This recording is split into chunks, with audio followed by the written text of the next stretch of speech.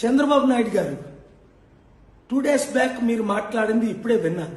అసలు మీరు ఏం మాట్లాడారో ఒక్కసారి మీరే వినండి. మతం పేరుతో రెచ్చగొడతారు. ఒక పాస్టర్ హైదరాబాద్ నుంచి బయలుదేరి వచ్చి తాగుతూ వచ్చి కడాన యాక్సిడెంట్ చనిపోతే ప్రభుత్వం చంపేసిందని పెడతారు, పోలీసులు చంపేశారని పెడతారు. నేను సమాచారం ఇమ్మంటాను, సాక్ష్యాలు ఇమ్మంటాం, సమాధానం చెప్పరు.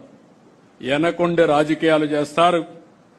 ఇలాంటి నీతి మాలిన రాజకీయాలు చేస్తే రాజకీయ ముసుగు తీసి నేరస్తులను నేరస్తులుగానే ట్రీట్ చేస్తామని మరొకసారి మీ అందరికి విజ్ఞప్తి చేస్తున్నా. ఇక్కడ మీకు విన్నారు కదా, 15 రోజుల క్రిందట అన్నారు అన్ని మతాలు నాకు సమానమే, అందరు దళితులు నాకు సమానమే. మరి 94లో మాదికల్ని మాలల్ని విడగొట్టింది మీరే కదా.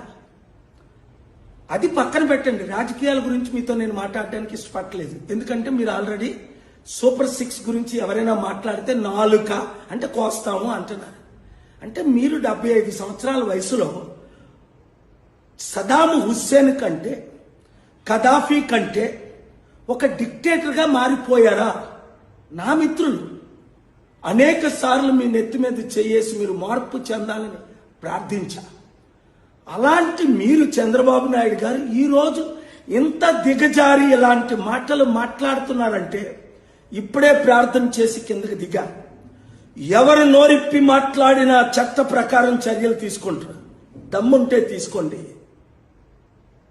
వస్తే డిబేట్కి రండి. ప్రవీణ్ పగడాల తాగుకుంటూ వెళ్ళాడా? ఏంటండి ఈ మాటలు? గవర్నమెంట్ చంపేసింది అన్నానా? పోలీసులు చంపేశారన్నానా?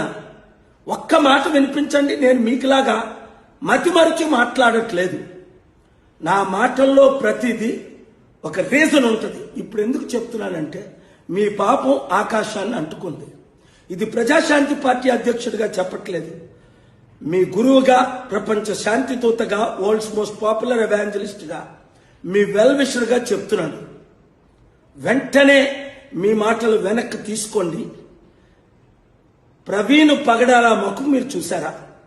ముక్కుని చూపించారా? పెదాలను చూపించారా? కళ్ళు చూపించారా? ముఖాన్ని చూపించారా?